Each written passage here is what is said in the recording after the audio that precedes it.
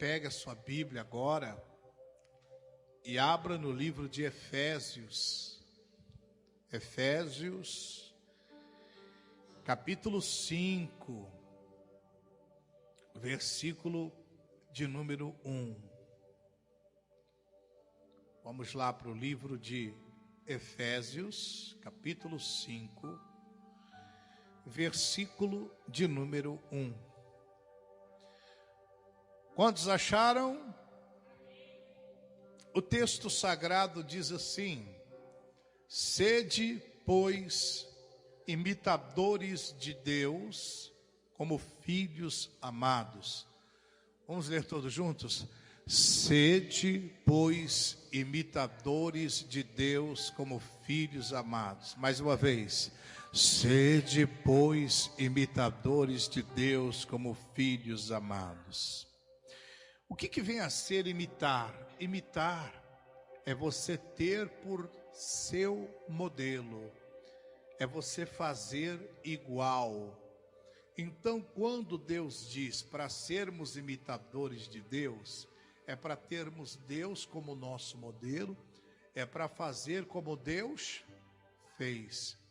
Jesus falou, o livro sagrado diz, aquele que diz estar nele, deve andar como ele andou. Se nós estamos em Jesus, nós temos que andar como Jesus andou. Nós temos que tê-lo como exemplo. Nós temos que ser como ele foi. Isso é muito importante. Existem várias facetas do caráter de Deus. Deus tem um caráter perfeito. E dentre essas facetas, uma delas a ser imitada é o trabalho. O nosso Deus, Ele é um Deus que trabalha. Ele é um Deus que trabalha e não para de trabalhar. Por exemplo, enquanto eu estou pregando aqui agora, Deus está trabalhando. Deus está trabalhando, trazendo paz no coração de alguns, curando alguns de algumas enfermidades. Deus está trabalhando. Deus, Ele é um Deus que trabalha. E é sobre essa faceta do caráter de Deus que eu quero falar nessa manhã. O nosso Deus é um Deus que trabalha. E se Deus trabalha, nós também devemos trabalhar. Mas eu quero relacionar esse trabalho, não é ao trabalho secular que você faz, que você pratica, que está relacionado à sua vida profissional. Mas o trabalho espiritual, de orarmos, de nos consagrarmos a Deus e principalmente pela nossa casa, pela nossa família. Olha o que diz o profeta Isaías no capítulo 64 de Isaías, versículo de número 4. Isaías capítulo 64, versículo de número 4.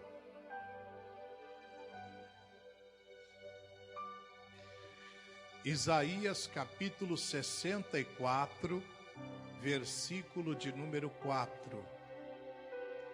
Está escrito assim: porque desde a antiguidade não se ouviu, nem com os ouvidos se percebeu, nem com os olhos se viu um Deus além de ti, que trabalhe para aquele que nele espera. Então a Bíblia diz que o nosso Deus é um Deus que trabalha. E diz aqui que nunca se viu desde a antiguidade, que nunca se ouviu, que nunca se percebeu, nem olhos viram o quê? Um Deus que trabalha para aqueles que nele esperam. Então o nosso Deus é o Deus que trabalha. Quando a Bíblia diz sede, pois, imitadores de Deus, nós temos que imitar Deus, temos que trabalhar. Temos que ter o trabalho de orarmos, nos consagrarmos a Deus por toda a nossa casa, pela nossa família. E principalmente porque o apóstolo Paulo falou, dirigido pelo Espírito Santo, aquele que não cuida dos seus, e principalmente dos da sua família, negou a fé e é pior do que o incrédulo. Nós temos que ter o trabalho de orar pela nossa casa, de nos consagrar por eles, para que eles sejam salvos, para que eles sejam alcançados por Deus. Se nós pegarmos a Bíblia Sagrada, desde o início da Bíblia, nós vemos Deus trabalhando. Gênesis capítulo 1, livro de Gênesis, capítulo de número 1, versículo 1. O que é que está escrito Gênesis 1:1? No princípio criou Deus os céus e a terra. É Deus trabalhando. A Bíblia começa com Deus trabalhando. No princípio criou Deus os céus e a terra. Portanto, Deus é um Deus que trabalha. Se Deus trabalha, o que eu tenho que fazer? Trabalhar também. Trabalhar em oração, para que toda a minha casa seja salva. Jesus falou outra coisa importante, que está registrada lá no Evangelho de João, capítulo 5, verso 17. Vamos lá. Evangelho de João 5, verso de número 17. Está escrito assim: e Jesus lhes respondeu: meu Pai trabalha até agora, e eu trabalho também. Então, olha o que Jesus falou. E é uma coisa tão interessante que o próprio Senhor Jesus fazia de Deus o seu modelo. Ele imitava a Deus. Ele disse: o meu Pai trabalha até agora, e eu também. E eu também trabalho. Será que nós podemos dizer a mesma coisa? Meu Pai trabalha até agora e eu também. Será que eu estou tendo o trabalho de realmente buscar Deus?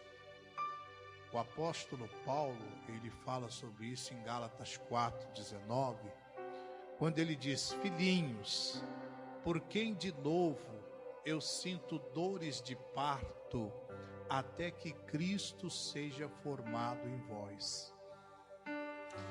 Esse negócio de parto é interessante, porque quando uma mulher está para dar à luz, costuma-se dizer assim: a fulana de tal entrou em trabalho de parto.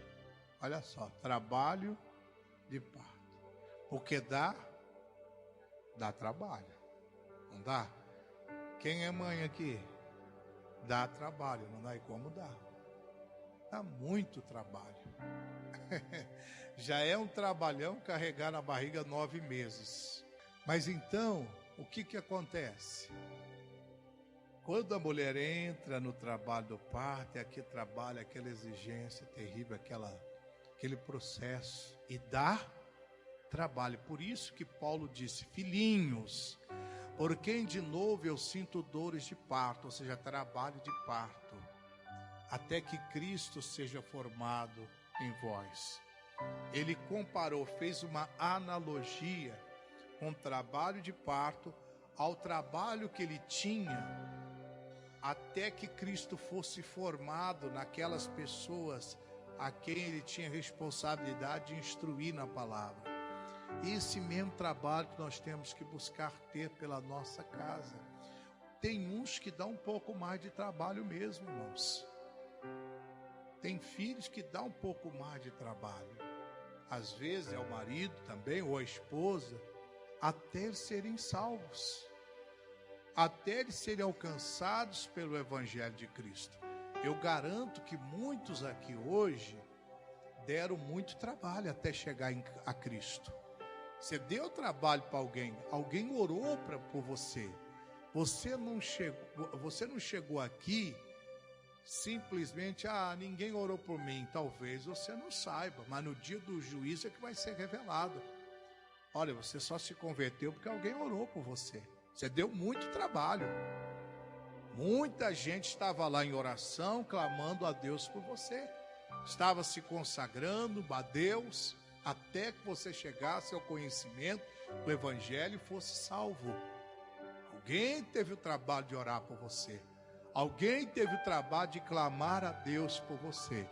E agora, você está tendo esse trabalho de orar por alguém? Irmãos, por exemplo, o bom samaritano, quando ele passou lá o sacerdote, que era a função dele, ele não fez nada pelo aquele homem que caiu na mão dos salteadores. Passou o levita, não fez nada. O bom samaritano olhou e viu que o homem estava ferido, quase morto. Foi lá e deitou azeite e vinho nas feridas dele e curou. Deu trabalho para aquele homem? Deu trabalho. Irmão, para curar as feridas de alguém, dá trabalho. E às vezes a ferida está na alma. E a oração, o clamor, a busca da presença de Deus vai trazer cura para essas pessoas. Vai trazer restauração para essas pessoas. E é isso que nós precisamos. Nós temos que olhar esse lado da faceta do caráter de Deus e temos que imitá-lo. Vamos lá agora para o livro de 1 Crônicas, capítulo 28. Primeiro livro de Crônicas, capítulo 28, versículo 10.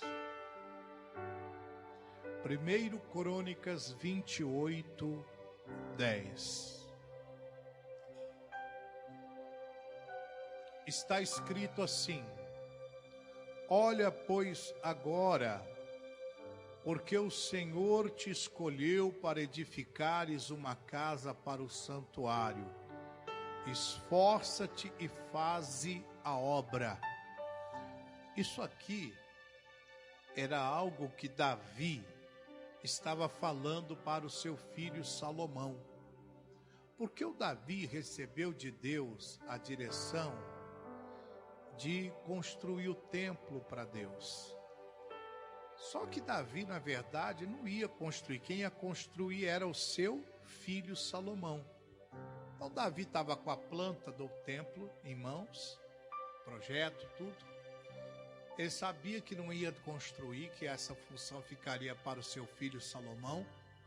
Então ele chama Salomão e diz: olha, pois agora, porque o Senhor te escolheu para edificar uma casa para o santuário. Deus te escolheu para você edificar essa casa para Ele. Irmão, isso aqui é espiritual. Deus nos escolheu para edificar a nossa casa para Ele, para edificar a nossa família para Ele. Deus escolheu a mim e a você para isso. Só que para edificar uma casa dá trabalho. Como dá trabalho? Muita oração, jejum, campanhas, madrugadas de clamor, dá trabalho. Mas Deus nos escolheu para edificar essa casa, para edificar o nosso lar. E nós não podemos fugir dessa escolha. Ele está dizendo aqui: esforça-te e faz a obra. Tem que se esforçar e fazer o que for necessário. Fazer a obra. Não ficar dando desculpas, mas sim fazer o que realmente é necessário ser feito. Nós temos que ser, irmãos, como está lá em Neemias 4, versículo 17, quando eles estavam edificando o muro de Jerusalém, diz a Bíblia que enquanto eles trabalhavam, com uma mão eles trabalhavam e com a outra eles seguravam a espada, a arma. É assim que a gente tem que fazer. É dessa maneira, é essa fé que nós temos que ter. Porque se o inimigo aproximar, é espada nele em nome de Jesus. Porque a espada é a palavra de Deus. A Bíblia fala sobre isso. E outra, eu e você somos frutos de um trabalho. Somos frutos do trabalho de Deus, irmãos. Cada um de nós somos frutos do trabalho de Deus. Abra lá em Isaías, no capítulo 53, versículos 10 e 11.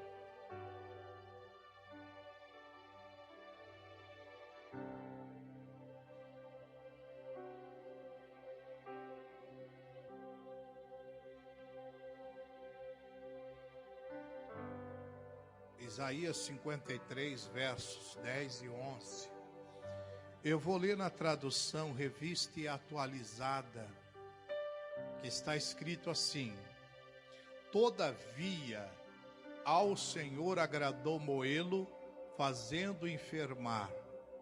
Quando der ele a sua alma como oferta pelo pecado, verá a sua posteridade e prolongará os seus dias, e a vontade do Senhor prosperará nas suas mãos. Aqui o profeta Isaías, ele está falando do Senhor Jesus. Antes mesmo de Jesus vir ao mundo, o profeta Isaías já havia profetizado sobre ele. Tanto é que depois, se você ler lá no mesmo capítulo 53, o versículo 1 em diante, é o quadro ali da crucificação. E aí ele fala: todavia o Senhor agradou em moê-lo, fazendo enfermar. É verdade. Deus teve que se agradar em ver o seu filho moído. Se enfermar com as nossas enfermidades. Ficar enfermo com as nossas enfermidades. Porque a enfermidade de nós todos fora colocada sobre ele. E no versículo 11 diz assim: e verá o fruto do penoso trabalho de sua alma e ficará satisfeito. O meu servo, o justo, com o seu conhecimento, justificará a muitos, porque as iniquidades deles levará sobre si. Olha aqui que a Bíblia está falando. Ele verá o fruto do penoso trabalho da sua alma e ficará satisfeito. Nós somos frutos do trabalho penoso de Deus. Como assim? Irmão, foi um trabalho penoso para Jesus. Ele deixou sua glória, ele deixou seu esplendor, tornou-se homem como nós, porém sem pecado. Foi condenado como um criminoso que crime nenhum praticou. Foi chicoteado, castigado, coroado com uma coroa de espinhos. Logo em seguida foi pregado no madeiro. Suas mãos, seus pés, cravado numa cruz. Olha o trabalho penoso dele. Esse foi o trabalho penoso de Deus. A Bíblia diz que em dado momento Jesus, então, ele olha para o céu e diz: Deus meu, por que me desamparastes? Não é que Deus tenha desamparado Jesus. Duas coisas há de ser dita aqui nesse ponto. Primeiro, que caiu sobre Jesus a iniquidade de nós todos, o pecado de nós todos. E o pecado separa o homem de Deus. Jesus se separou de Deus naquele momento por causa do nosso pecado. Segundo lugar, Deus não suportou olhar o seu filho totalmente desfigurado. Não suportou olhar pela condição que ele se encontrava. Veja o trabalho penoso de Jesus. Isso foi por mim, isso foi por você, foi por todos nós. Ele não mediu esforços, ele pagou com a sua própria vida. E aqui tem algo que nos chama muito a atenção quando ele diz: ele verá o fruto do penoso trabalho da sua alma e ficará satisfeito. Hoje, quando nós assumimos a obra do Calvário, cremos em Jesus e somos transformados, Jesus fica satisfeito. Por quê? Porque é como se ele dissesse: valeu a pena o meu trabalho, valeu a pena eu ter morrido na cruz, valeu a pena eu ter derramado até a minha última gota de sangue por todos. Eu e você somos frutos do trabalho penoso de Deus. Diga assim seja. Por isso que a Bíblia diz: sede, pois, imitadores de Deus, como filhos amados. Você vai encontrar trabalho que vai ser penoso, mas que depois vai te deixar satisfeito. Como ele está dizendo aqui, ele verá o fruto do penoso trabalho da sua alma e ficará. Você vai ficar satisfeito vendo o seu filho servindo ao Senhor. Você vai ficar satisfeito vendo o seu cônjuge salvo servindo a Deus. Mas antes que isso aconteça, às vezes tem que passar por um trabalho penoso. Para a criança nascer, a mãe tem que passar pelo trabalho de parto. Senão a criança não nasce. É o trabalho de parto. É esse trabalho que muitas vezes nós não estamos tendo ou não queremos ter. Conforme eu disse anteriormente, tem alguns que dá mais trabalho. Por exemplo, quem é que tem mais de um filho aqui? Em alguns casos, tem uns que deu mais trabalho para nascer. Não foi?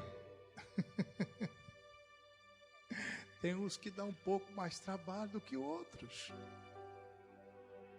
Mas agora que você olha para o seu filho, crescido, com responsabilidade, você fica satisfeito, não fica? Você diz: valeu a pena. Espiritualmente é a mesma coisa. É dessa forma. Quer dizer, às vezes as pessoas olham para o seu filho e diz: olha que menina bonita, que rapaz simpático, mas não sabe o trabalho que deu. Não sabe. É que nem aquele ditado: as pessoas só olham o seu momento, mas não vê o trabalho que você teve para chegar onde você chegou, para ter o que você teve, para conquistar o que você conquistou. Ela olha só o teu momento. Ah, fulano está por cima da carne seca, está no filé, está de boa, mas não sabe o trabalho que deu para chegar onde ele chegou. Não sabe. Porém, nós sabemos. E por isso, quando nós olhamos, nós ficamos o quê? Satisfeito. Satisfeito. Por isso tem que ter trabalho. O meu pai trabalha até agora e eu também, disse Jesus. E você, meu amado? E você, meu querido? Tem que trabalhar, orar, se consagrar para Deus operar, para Deus se manifestar.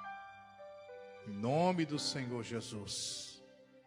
Deus te escolheu para esse trabalho. Não seja uma pessoa preguiçosa. Não, eu não sou preguiçoso, não. Eu tenho disposição para trabalhar. Eu chego em casa, mestre Camilo, eu limpo toda a minha casa, eu faço faxina, eu ainda trabalho fora, hein? Mas não é esse trabalho, não. E o trabalho da oração, da consagração? Ah, isso aí eu estou devendo. Pois é, se você está devendo, então paga. Isso aí eu estou em falta. Pois é. Às vezes, você até em excesso trabalha. Quando chega em casa, vai fazer o lado espiritual, está cansado. Quando é para vir à igreja, está cansado. Por quê? Porque você se esforçou demasiadamente numa coisa. Tudo na vida tem que ter equilíbrio. Vamos abrir a Bíblia agora em Provérbios, capítulo 6, versículo de número 6. Meia dúzia de provérbios.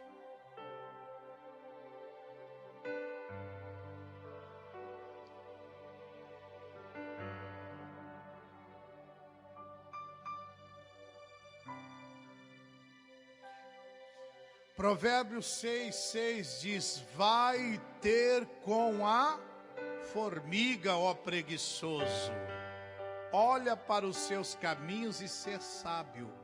Então olha que a Bíblia está dizendo, você vai ter com a formiga, olha para a formiga, vê o caminho delas e seja sábio. Por quê?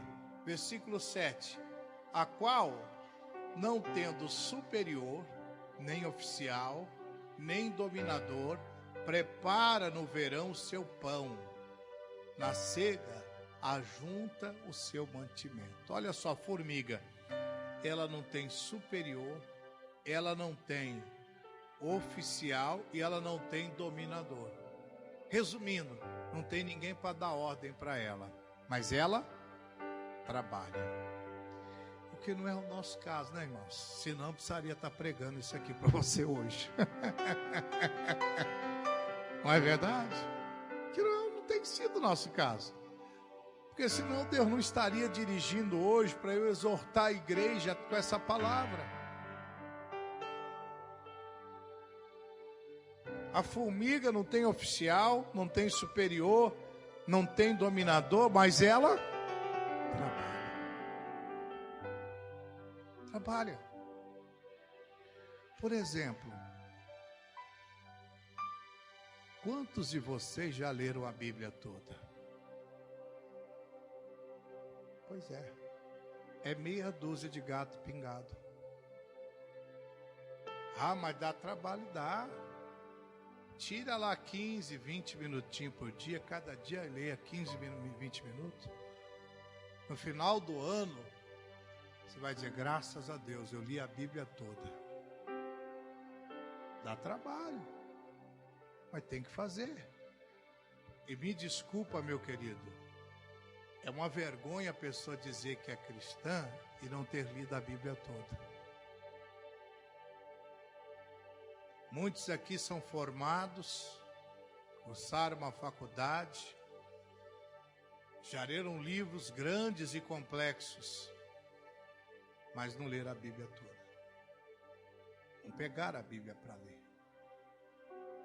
Será que a Bíblia é menos importante do que Maquiavel, do que a história de Sócrates, Platão, entre outros filósofos por aí? E alguns deles, a história deles é um livro dessa grossura, mais grosso do que a Bíblia. Aí tem gente que já leu tudo, mas não leu a Bíblia inteira. É muito sério isso. E Jesus, e o Senhor Deus disse, o meu povo está sendo destruído porque lhe falta conhecimento. E o conhecimento vem através da leitura da palavra. Mas isso dá trabalho. Dá trabalho. É preciso, meus amados. Por isso que ele diz, vai ter com a formiga, a qual ela não tem superior, não tem oficial, nem dominador, mas trabalha. Versículo 9. Ó preguiçoso, até quando ficarás deitado? Quando te levantarás do teu sono? Até quando? Até quando vai ficar deitado? Até quando vai se levantar do teu sono? Até quando? Ah, um dia eu leio, um dia eu oro, um dia o diabo acaba com você também. Está amarrado, é. Você fica num dia, um dia isso, um dia aquilo, um dia o maligno vem e te pega na curva.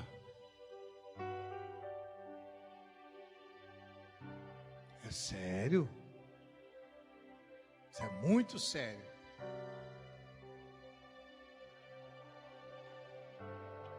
Essa semana agora, foi, se não me falha a memória, terça-feira, eu vim para gravar alguns programas de televisão. Mas dentro do meu coração, Deus já tinha falado: hoje você vai ler a Bíblia. Você vai ler a Bíblia. Mas eu já marquei para gravar, não deu certo a gravação. Deu um problema na mesa de som e não deu certo. Deus falou: estou te falando, você vai ler a Bíblia. Foi 3 horas de leitura só da palavra. Porque Deus estava querendo falar alguma coisa comigo que eu não estava entendendo.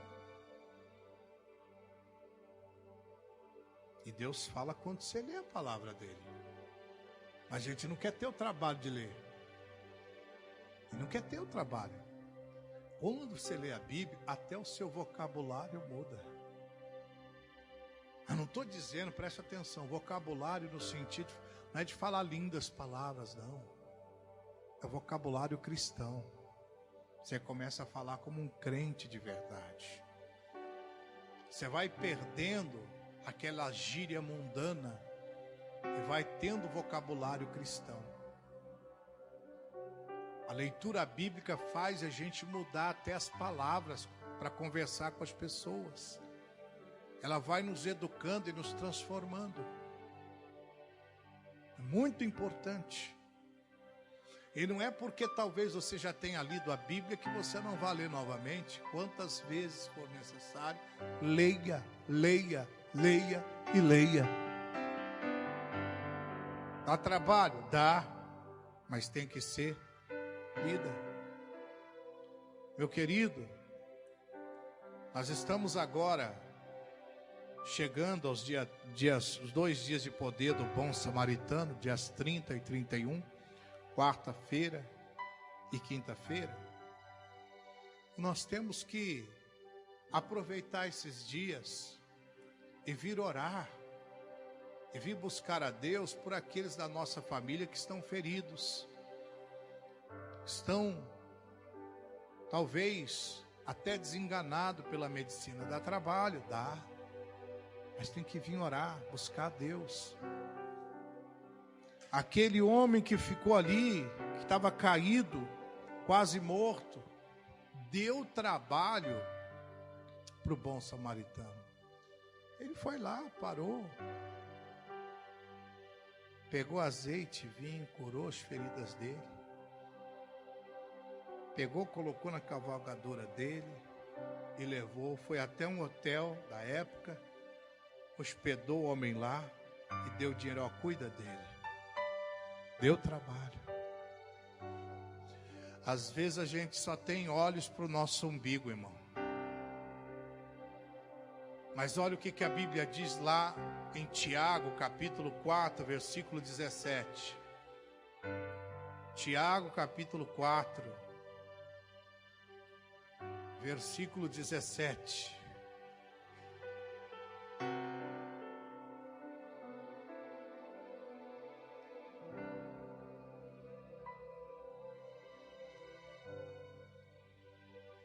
Eu gosto mais da tradução atualizada agora.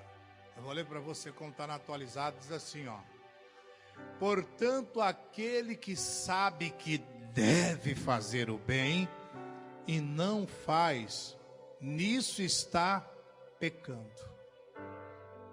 Portanto, aquele que sabe que deve fazer, ele sabe que deve fazer o bem, mas não faz, nisso está pecando. Irmão, aquele sacerdote da parábola do bom samaritano, ele sabia que ele tinha que ajudar aquela pessoa, mas não ajudou. O levita, a mesma coisa, passou, sabia que tinha que ajudar, mas não ajudou. Ao bom samaritano, sabia que tinha que ajudar e ajudou. Você sabe que tem que orar pela sua família, mas não ora. Sabe que tem que fazer as campanhas de oração, mas não faz. Por isso, esses dias é importante você estar na igreja, buscando a Deus. Oséias capítulo 10, versículo 1. Livro de Oséias, capítulo 10, versículo 1.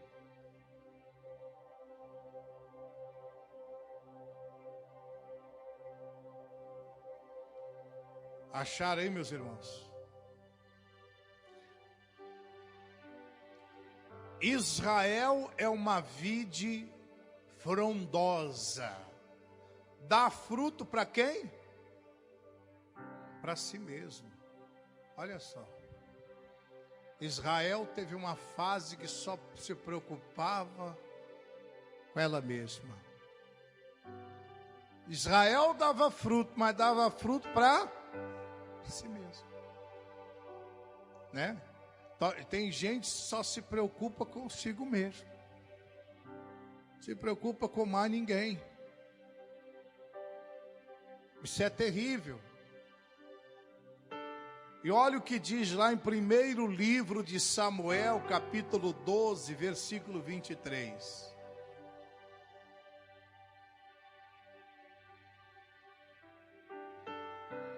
Primeiro Samuel 12,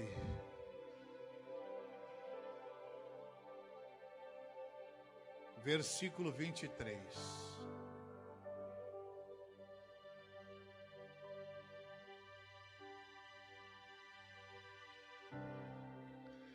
Quanto a mim, longe de mim que eu peque contra o Senhor, deixando de orar por vós.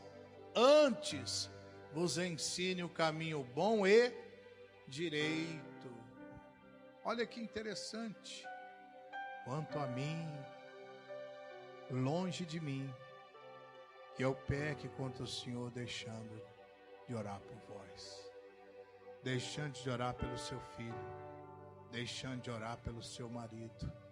Deixando de orar pelos perdidos. Longe de mim que eu peque contra Deus, deixando de ter esse trabalho de orar. Porque eu percebo que as pessoas querem apenas serem servidas. Elas não querem servir. Elas estão apenas preocupadas com as suas necessidades. Mas há muita gente precisando. Jesus falou lá em Mateus, vamos lá para encerrarmos, Mateus 20.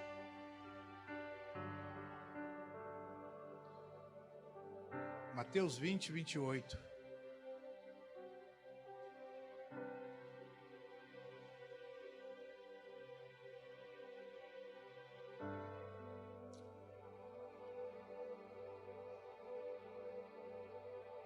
Está escrito assim, Mateus capítulo 20, verso 28.